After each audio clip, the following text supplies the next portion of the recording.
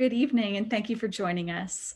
My name is Allison Green, Manager of External Exhibitions and Public Programs. Thank you for joining us tonight for the League's Discussion Lecture Series. Our additional thanks to the New York City Department of Cultural Affairs for making this series possible. Please remember that tonight's program will end in a Q&A with our speaker. To submit your questions, please write them as Facebook comments in this live stream. Our speaker tonight is Helen Harrison, who will speak on the recent release of her novel, An Artful Corpse, which is set at the Art Students League. Helen will also be reading an excerpt from An Artful Corpse, which I'm very excited for. Welcome this evening, Helen. Hi, thank you very much for inviting me. Absolutely. Helen, author of The Art of Murder Mysteries, is a former art reviewer and feature writer for the New York Times and visual arts commentator for National Public Radio. An authority on 20th century American art, she is the director of the Pollock Krasner House and Study Center in East Hampton, New York. Among her many publications are exhibition catalogs, essays, book chapters, reviews, and articles, as well as several nonfiction books, including Hampton's Bohemia, 2 Centuries of Artists and Writers on the Beach, co-authored with Constance Ayers-Dene, and monographs on Larry Rivers and Jackson Pollock. Without further hesitation, Helen, once again, thank you for joining us this evening, and take it away. Thank you so much, Allison. It is really a pleasure to be here. The Art Students League is very dear to my heart. I'm going to share my screen, and while I'm doing that, I really want to thank Robin Lecter Frank and her husband, Ronald Frank, for being the instigators of this, because they came to visit the Pollock Krasner House last year. And when Robin mentioned that she was the president of the League, I said, oh, that's interesting. I've just written a book that's set at the League. And that's how it came about. But not only she, but Michael Hall, the executive director, Paul Livernazy, the director of marketing, and of course, Allison Green, the public programs director, and also Rudy Bravo for his technical support. I want to thank them very much for helping with tonight's program. And also a special shout out to archivist Stephanie Cassidy, who was extremely helpful to me in my research for the book. It was written before COVID, so I was able to prowl the halls and walk the staircase and enter the studios and do all the on-site physical research. But I am, in fact, an alumna of the League. Here it is, more or less as it looks now. And back in the day, although this is actually before my time, I think this photo was probably taken in the 1930s or early 40s. And it's interesting because you can see the atmosphere really hasn't changed all that much. And it was delightful for me to see that going back into the studios, they still had that same redolence of the art life that they had when I was there, which was back in 1959 and 1961. So I am dating myself. I was a teenager, but I studied with Thomas Fogarty Jr. I took life with him, and I took fashion illustration with Dagmar Freuchen. It was a really an amazing experience. And I'm sure any of you who have studied at the League or have been involved with it at all know what a singular place it is. Now, in writing the book, it's a historical fiction, and with an emphasis on fiction. This did not really happen, but I did a few. The great thing about fiction writing is that you can make it up. It's set in a real place with real people and also some imaginary people. But one of the places where a lot of the action takes place is the Horn and Hardart Automat on 57th Street, which happens to have been, it's not there any longer, but it was in the 100 block. It was not directly across the street from the League, but I moved it because I needed it to be in that location. And there you are. That's one of the joys of fiction. You can make it up. Also, my main character, Thomas Hart Benton, was not, in fact, killed in 1967, which is when the book is set. He died in 1975. But for the purposes of my story, I had him die 14 years before he actually did. But I thought Benton was the perfect choice because he was such a fixture at the League. He taught there from 1926 to 1935. And he really raised a generation of artists who were devoted to not only the American scene, but representational painting in general, but also a few outliers who went over to the dark side and became abstractionists, notably, of course, Jackson Pollock. But what I wanted to do was to have a character who would loom large at the League and who would be an abrasive personality, which Benton definitely was. I read 2 of his biographies and also his 2 memoirs, or they're sort of autobiographies. One is called An American in Art and the other is called An Artist in America. And his personality comes across very strongly. He was a divisive figure in his lifetime and still continues to have detractors and supporters. But his main claim to fame was that he was the leader of the regionalist group, of whom the other 2 leaders were Grant Wood and John Stewart Curry. But Benton was the most outspoken, the most articulate, the most in the public eye, and a prolific muralist whose work you can see here. This one, the one that used to be at the New School for Social Research. This is just part of it. It's quite an extensive program of, it was called America Today, and it is now in the Metropolitan Museum in New York. This figure right here, the steelworker, was posed by Jackson Pollock right at the beginning of his study with Benton in 1930. That's when this mural was created. This one, the Whitney Museum mural, is now in the New Britain Museum of American Art, and it's called, excuse me, The Arts of Life in America. And this is Benton's 1933 mural for the Century of Progress exposition in Chicago, which later went to the Indiana State Capitol. And Benton, as you can see here, was on the cover of Time magazine. This was in 1934, the first artist ever to be on the cover. And it is, of course, a self-portrait. Benton was a great self-promoter. But this put him in the national spotlight. He was unquestionably the most famous artist in America in the 1930s. So he became my target, if you will. And what I did was bring him back to New York. He had left in 35 to teach at the Kansas City Art Institute, and he stayed in Kansas City. Oh, I mean, he traveled, but his home was in Kansas City for the rest of his life. He was from Neosho, Missouri. But I brought him back to New York in 1967 for a fictional retrospective exhibition at the Whitney. In fact, he did have a retrospective at the Whitney, but it wasn't until 1989, after his death. But I wanted him to be in New York for a good reason in 1967, so I just made it up. And there, you know, fiction is fiction.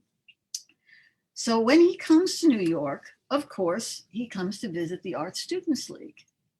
Now, the League, for my purposes, this is where Stephanie Cassidy was so helpful. She sent me copies of the bulletins from 1967 and 66 to 68.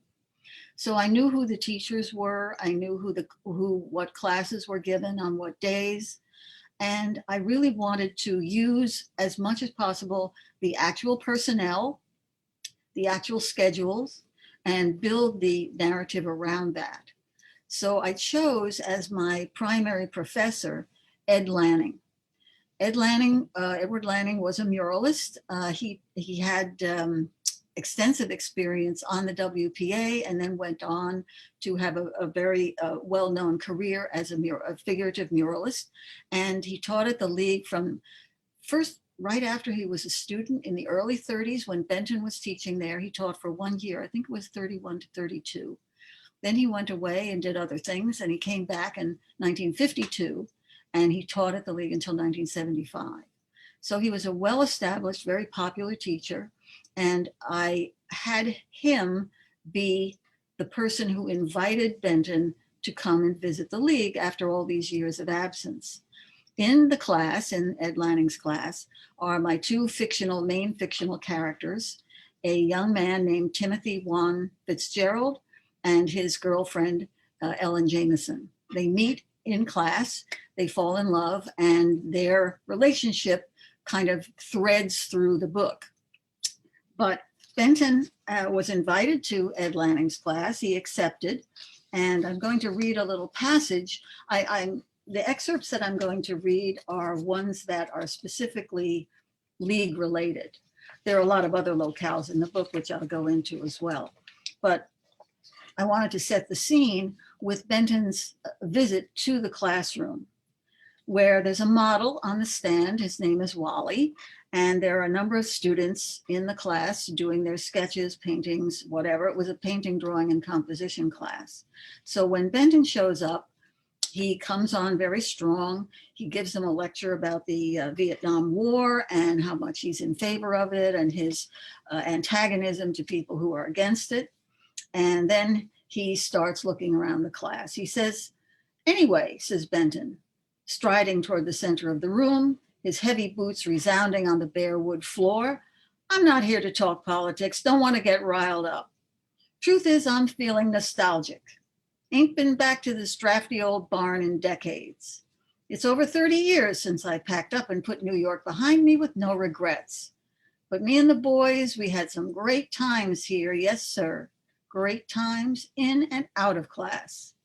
His gaze softened for a moment as he reflected. The bluster returned quickly. "Speaking of class, let's see if Ed here has managed to knock any of his wisdom into you." He approached one of the painters, a man in his late 20s, whose canvas was well advanced. "Too flat," he barked. Gesturing at Wally, the model, he continued, "That fellow is made of three-dimensional flesh and blood, solid muscle and bone. You've turned him into a paper cutout." Now, let me just interject here. Benton was well known for his salty language, so anyone with tender sensibilities had better put their hands over their ears. The painter, who was no novice, defended his approach. "I wasn't aiming for a literal depiction, Mr. Benton. I'm interested in the relational planes, the intersecting forms, the—" "Bullshit," roared Benton. "You sound like a fucking cubist. I got that nonsense out of my system before you were sucking your mother's tit. Warmed over Parisian modernism is a dead end, totally irrelevant. It's empty. It has no meaning or purpose beyond aesthetics. American art should deal with reality, real life, real people, and appeal to ordinary folks, not to dipshit collectors and the Nancy boys who run the museums. Climb down from your ivory tower and come back to earth, sonny." Grabbing the startled painter by the arm, Benton pulled him toward the model stand and mounted the platform, dragging the man along with him. "Feel this thigh," Benton demanded, pushing his student's hand onto Wally's leg. "Unlike your pathetic painting, it's real. It has pulse. It has strength." Wally winced and the muscles in his jaw visibly tightened, but he remained still as Benton ran the student's fingers up and down his leg. "See what I mean? Feel the bump here and the hollow there. Go back and paint that." Now the whole class was startled. Lanning often pointed out anatomical details on his models, but he never actually touched them, whereas Benton thought nothing of manhandling them. Lanning was reminded of a quip from his student days: "Benton's models better not be ticklish." Now that cute little tidbit I got from Justin Wolfe's biography. And there's a lot about Benton in the biography of Pollock by Stephen Nafee and Gregory White Smith, which is where I learned that Benton taught in Studio 9, which is the one up on the top floor. So then he's still in the classroom. He goes around and he gives the students their critiques. And he says, after his rounds were completed, Benton swaggered toward the door, surveyed the room again, and shook his head. "Well, Ed, you've got your work cut out for you. I don't see a winner in the bunch." "I'm not ready to give up on them just yet, Tom. I hope you don't mind my disagreeing with you about their potential." That got another scowl and a snort from Benton, but Lanning continued. "I seem to remember you had a few unpromising students who went on to make names for themselves in the art world." I can think of one in particular. He grinned widely, and instead of taking umbrage, Benton let out a guffaw. Ha, you got me there, Ed. Yeah, I have to admit, Jack Pollock didn't have much going for him in the beginning. Couldn't draw worth shit, but by God, he worked at it. Never missed a life class, studied the old masters, even made clay models like I did to get a feel for the volumes and masses. He had such a desperate need to learn that I was sympathetic, and I flatter myself that I gave him the confidence to stick with it. No doubt about that, Lanning agreed. He told me himself that he'd have been lost without you. He was lost, said Benton, a lost soul. He only found himself in his painting, and when he stopped painting, that was the end of him. He shook his head and made for the exit. Well, Tom, I'm sure the class is grateful for your guidance, said Lanning rather lamely as he opened the door for Benton, who left without another word. So that's our introduction to Benton, a prickly character who made a lot of enemies and who clearly, once he was dead, was not mourned by a lot of people in the art world. So he dies up in Studio 9, where Raymond Breinin was teaching. Now, I'm not sure if Breinin actually did teach in Studio 9, but he did hold the Wednesday evening class at the League, because the bulletin doesn't say which room was assigned to which instructor. But I put him in Studio 9 because he was an extremely colorful character. Let me see if I've got, yeah, there's Ed Lanning, there's Charles Alston is another teacher instructor who features in the story. We've also got Breinin there, and also Robert Brackman, who plays a crucial role. He was a portrait painter. So Breinin, unfortunately, is not going to be able to teach in Studio 9 that Wednesday evening because Benton's body is still in there, and the police have just arrived for the 7 o'clock class. The students were coming in, and the monitor found the body. So obviously the class is being canceled. Now, the inspector from the New York City Police Department, Jacob Kaminsky, who is actually modeled on a real detective inspector, but from some years earlier, explains that Benton's body was found inside the studio. And Breinin, of course, is very agitated that he can't have his class. But when he's told that it's Benton, he says, "You joke," blurted an astonished Breinin. "So, little man's big mouth is now silent. There will be few tears, I fancy. I shed none." He's Russian, by the way. This remark alerted Kaminsky. "You were not a fan of Mr. Benton's then?" Disregarding the consequences, Breinin began to elaborate his grievances against the late artist, which dated back 3 decades. Now, here is where the internet played a crucial role in a bizarre coincidence that allowed me to make Breinin a potential suspect. Because for each of these artists, I did a little noodling on Google to find out more background about them. And lo and behold, Breinin was a muralist on the Public Works of Art project, which was the earliest of the New Deal federal art projects during the Depression. And he painted this mural, and it was censored. Now, I'm going to read the section about the censorship. In 1934, Breinin said he was living in Chicago, where his family had emigrated from Russia after the revolution. With the economy in the dumps, there were few prospects for young artists. He had just turned 25 and was not long out of art school, but the New Deal had come to the rescue. The Public Works of Art project, a federal government employment program, hired him to paint a mural in the library of Skokie School in Winnetka. Inspired by the Mexican muralists and flush with youthful enthusiasm, he chose the idealistic theme, "Give us the unity of men and we shall build a new world." The subject matter, which had been approved by the school board and the art project staff, reflected the Roosevelt administration's aim of commissioning optimistic public artworks to counter the national malaise. The program also kept artists off the relief rolls by giving them something productive to do. Brienin's work was almost finished when Thomas Hart Benton showed up at the Skokie School.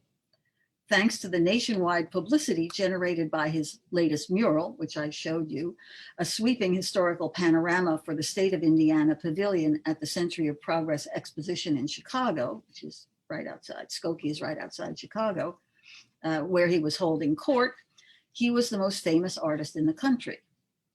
Thinking his populist views would make him sympathetic and willing to lend his endorsement to the cause, the Regional Art Project Administration invited him on a tour of the public works they were sponsoring. Benton took one look at Breinin's mural and pronounced it aesthetically derivative and politically socialistic, suggesting that the Russian-born artist was foisting communist propaganda on innocent school children. As he was later told, Benton turned the school board against the painting. Where what they had once considered uplifting and inspirational was now deemed sinister and threatening. And that's a quote from the press report that I found online. No sooner had it been unveiled than it was whitewashed. Thanks to Benton, my mural was destroyed, fumed Breinin, still boiling mad more than 30 years later. Where is body? I want to spit on it. Now, take it easy, Mr. Breinin, cautioned Kaminsky. Your attitude does you no credit, and in fact, it puts you in a bad light. Even more so, considering the murder weapon was your fancy knife. That's what did him in. This is from the prop cabinet. Splendid, thundered Breinin. Kinzel is perfect weapon for revenge.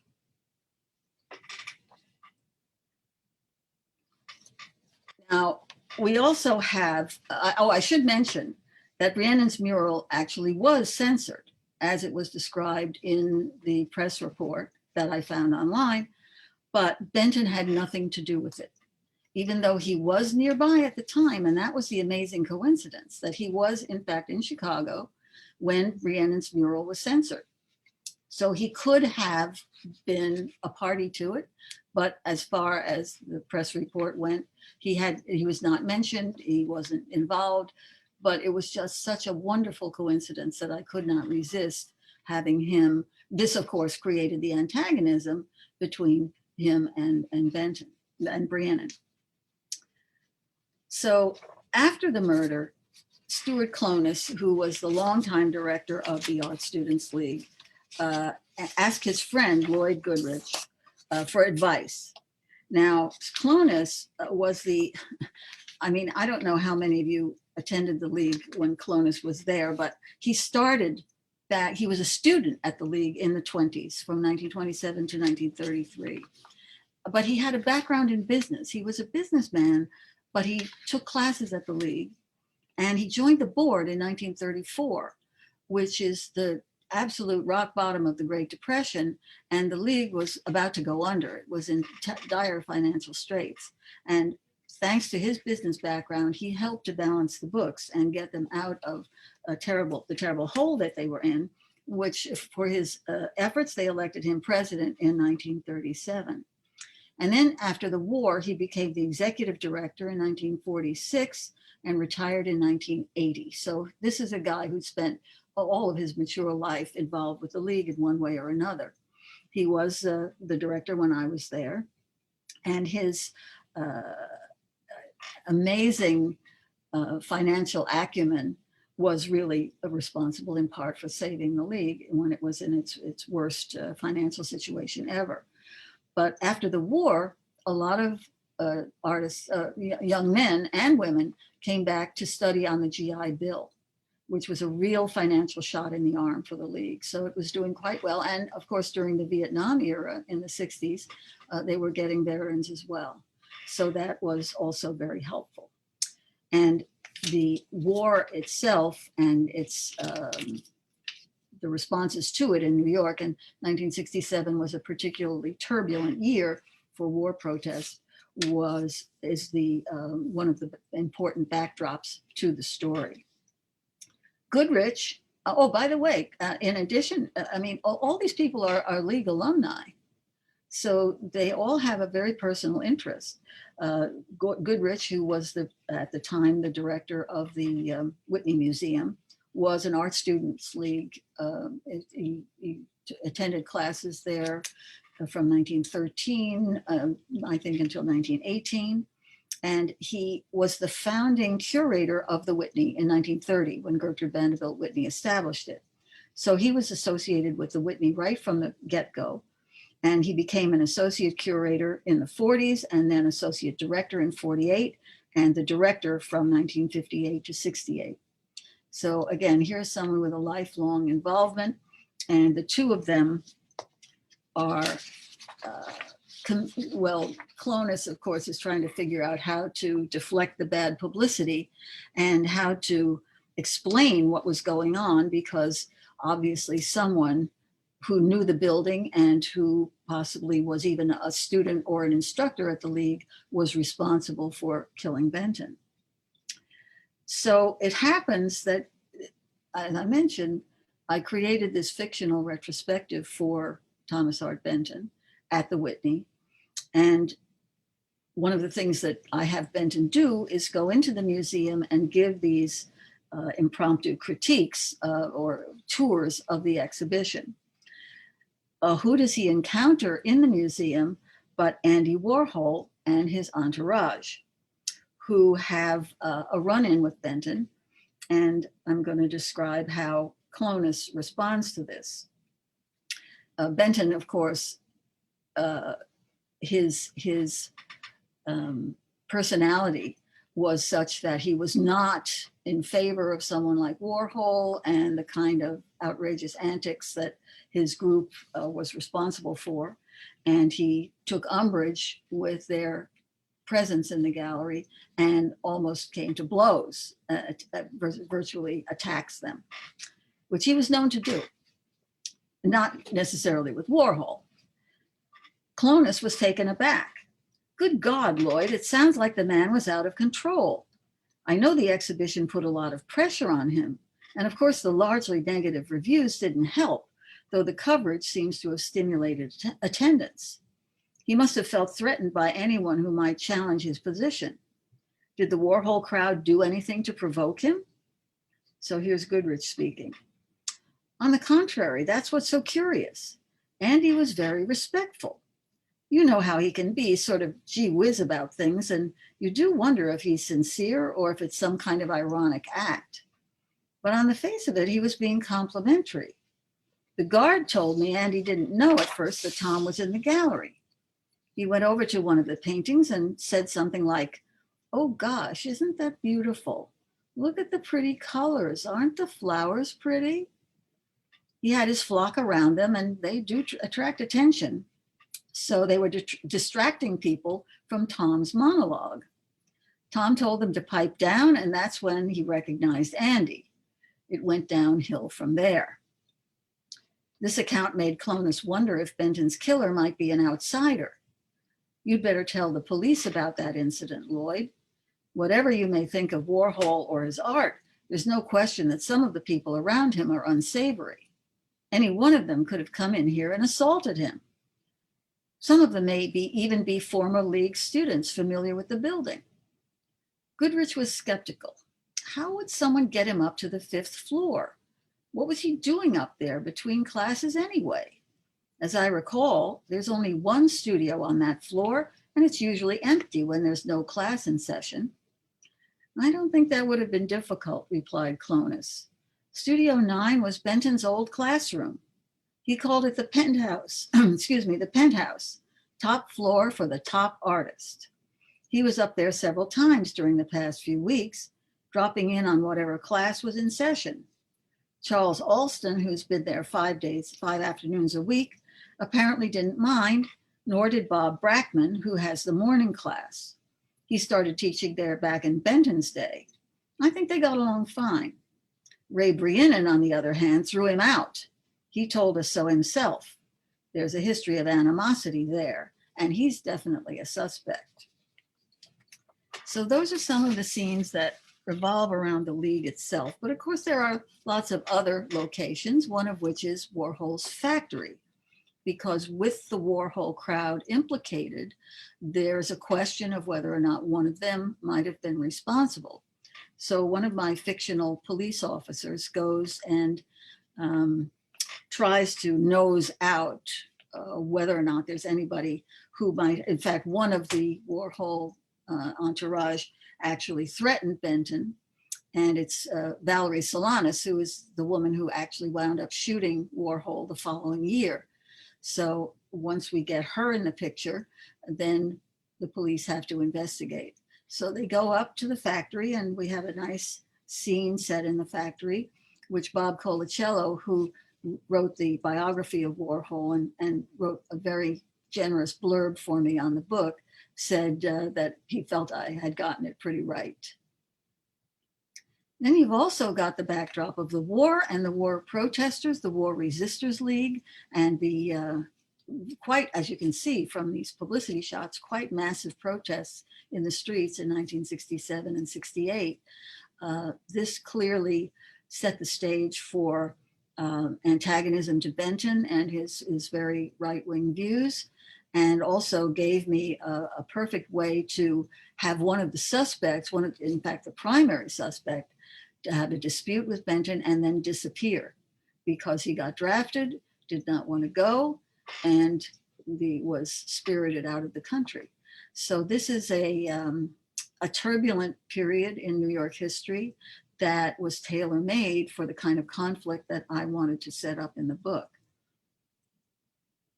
And then, well, of course, we also have other settings like the Whitney Museum, where Benton's retrospective did not, in fact, take place until 1989, and Max's Kansas City, which is was right near Union Square, where also some of the action takes place, and the Bitter End, which was a folk and a rock club and still is. It was founded in 1961, and my college roommate and I used to perform there.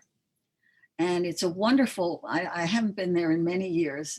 I did go in while I was researching the book just to see the layout, make sure that I got the mise en scène correct.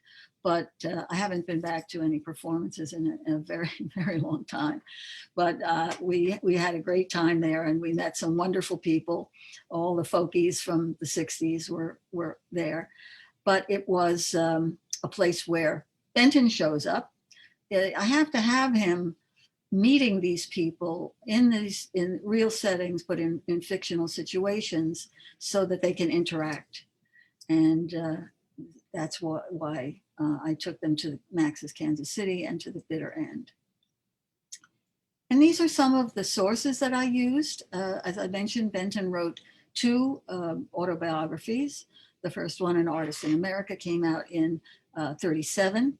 And then the second one, An American in Art, that came out in, I think it was 1969.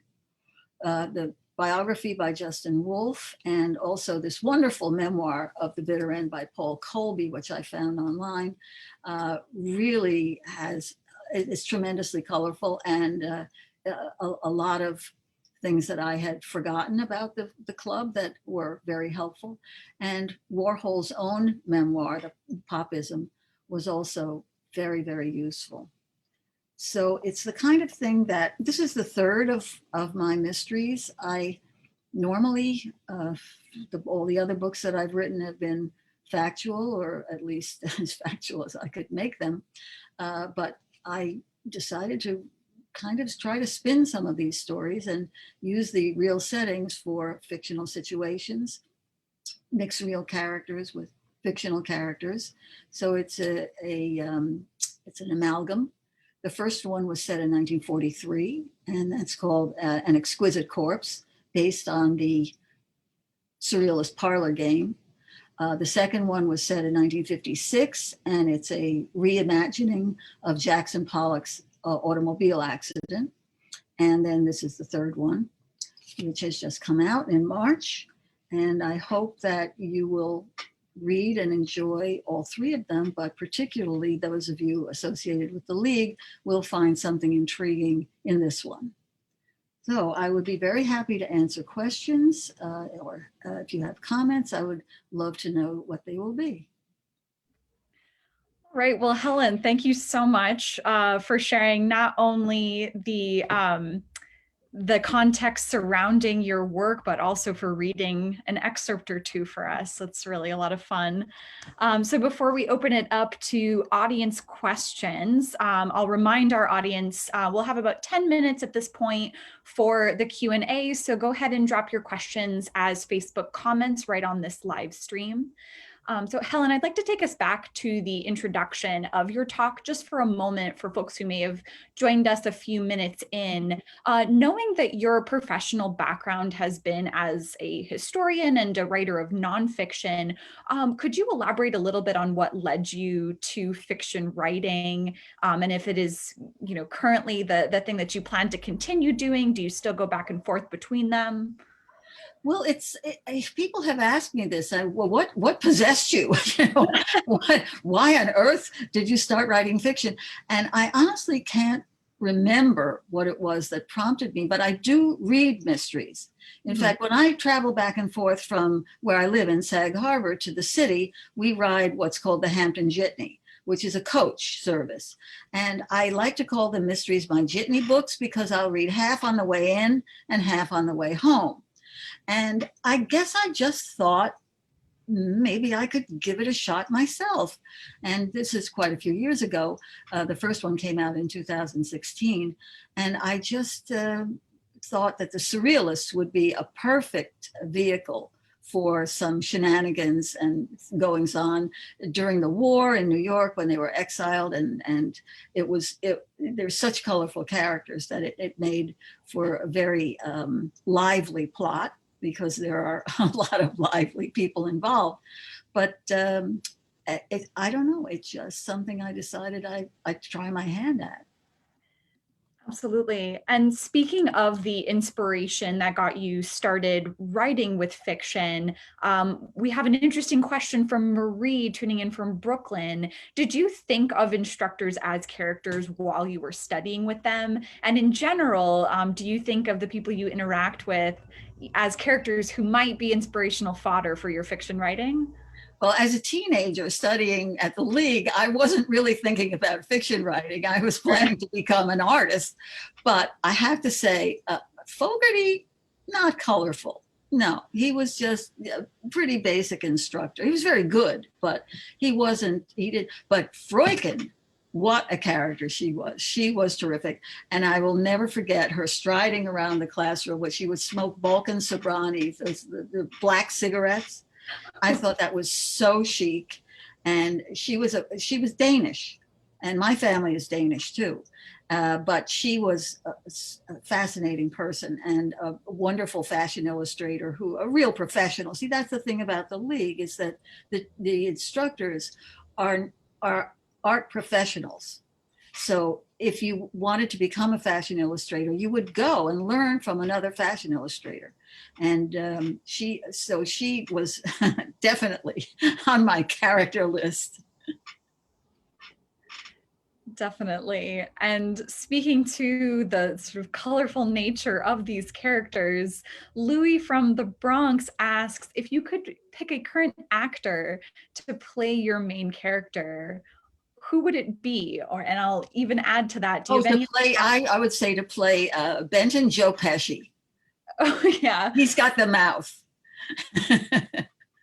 Well, and of course, picturing the fictional characters, I have these two detectives. Well, actually, one is a detective and the other is a police officer who met and married in the first book, TJ's parents. TJ Fitzgerald's father, who is, he was a patrolman. Well, they were both patrol officers at the time. And his mother, Juanita Diaz, I saw him as kind of a Prince Harry type, and she more like a Julia Roberts type. Mm. So, you try to cast them in your head. And Louis from the Bronx has a good idea. I'd like to hear what he would like to think. He can send me some suggestions. Absolutely. It seems like this could be a really fun film as well. Lenore asks, Helen, do you have any information about Hans Hoffman students at the League. I don't recall if Hoffman features in this particular work, but No, he's not. He was there much earlier. Mhm. I think he was only at the League very briefly, maybe a year or two before he set up his own school. And of course, his school was very influential. Lee Krasner went there. Well, Lee Krasner went to the League as well, although only for a month between the Cooper Union and the National Academy of Design. So she just took one class there over the summer. But Pollock, of course, was there for 3 years with Benton. And I mean, the roster of artists who went to the League, it's just phenomenal. But Hoffman also trained more like 2 generations because he had the school in Provincetown as well. So I think he established the New York school in, I want to say 34 or 35, and then until he died in the 60s. Mm. Absolutely. And as you say, I mean, there's such an extensive roster of people who have taught and studied at the Art Students League. Knowing that this is the 3rd book in a companionate series, do you see yourself continuing with the mid-century New York City art scene? Do you plan to expand beyond that in future books in this series? Oh, I've got so much material in the New York art scene. I don't need to go anywhere else. Although I'm the next one is actually set in the Hamptons, but it moves into New York City and it's sort of interchangeable. But that's set in 1976, the next one. And that will be, it's called An Elegant Corpse. Hmm. So we have the exquisite corpse, the artful corpse, the accidental corpse. That's the one in 1956. See, Pollock was killed on Springs Fireplace Road, where the house is located, in August of 1956. And there were 2 women in the car with him. One was his girlfriend, Ruth Kligman, who survived. And the other was named Edith Metzger, who was a friend of Ruth's, and she was also killed. But in my book, she was already dead before the car crash. Mm-hmm. So the question is, who killed her? It wasn't Pollock in the car crash, but could he have done it earlier? Could it have been somebody else? And that's the plot. So a speculative fiction mystery. Yeah. Which leads great into our final audience question for this evening. Bennett asks, and I think you've touched upon this with talking about the jitney books that you read. Are mysteries your favorite genre to write? Do you see yourself branching out into other genres of fiction? I don't think so. I think that because they use my art historical background, that's really where I think my strength lies. And the idea of having, I don't know, some other kind of novel that would use the same sort of historical settings, it's possible. But I continue to write nonfiction. I write exhibition catalogs and articles, and I don't have another nonfiction book on the horizon right now. But that's certainly something I'm continuing to do. And I've only got so much brain power, so I don't think I'm going to be going in any other directions. Definitely. But it's a nice question. I appreciate it.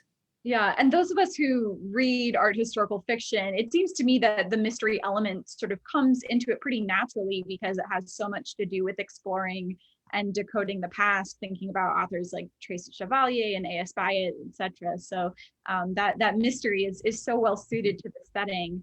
Well, you think also Jonathan Santlofer, who writes mysteries set in the art world. I suppose you could think of it as a detrimental in some ways because the setting itself, I mean, the League is a character in the book. Right. And the setting, the street life, all the surroundings that are going on, they can distract. They can take away focus from the crime and from solving the crime. But to me, that adds color. That's just my style. I prefer to have that kind of background, the richness of the whole panoply of the New York art world or the art world of the Hamptons that people would recognize. And actually, the best compliment I ever got was on the first book when I have people like Harold Rosenberg and David Hare and Andre Breton speaking to one another. Someone who knew them said to me, I heard their voices. And so I thought, I mean, I knew them only very peripherally. Most of them were dead by the time I came along. But the fact that I was able to get their tone, you know, through the years of research that I've been doing on Pollock and his circle and Krasner and her circle, that it was, I felt a very great compliment. And I hope that the atmosphere of all of three of the books, and even the fourth one, which hasn't been published yet, will have that same resonance for people. Definitely. And one final, very vital question for you, Helen. Where can we find your book? Well, I go back to my screen share. It is available on Amazon, Barnes & Noble, IndieBound, the Bookshop website, Universal eBook. It's also a Kindle and an audiobook, and you can also buy it in bookstores nationwide. Great. So those of you tuning in, just remember to make note of Helen A. Harrison, our author, as well as the title of this book, An Artful Corpse, and you'll be able to find it at most of our major booksellers. So Helen, thank you once again, both for this discussion, for sharing with us a portion of your book this evening. To our audience, thank you so much for tuning in and giving us your questions.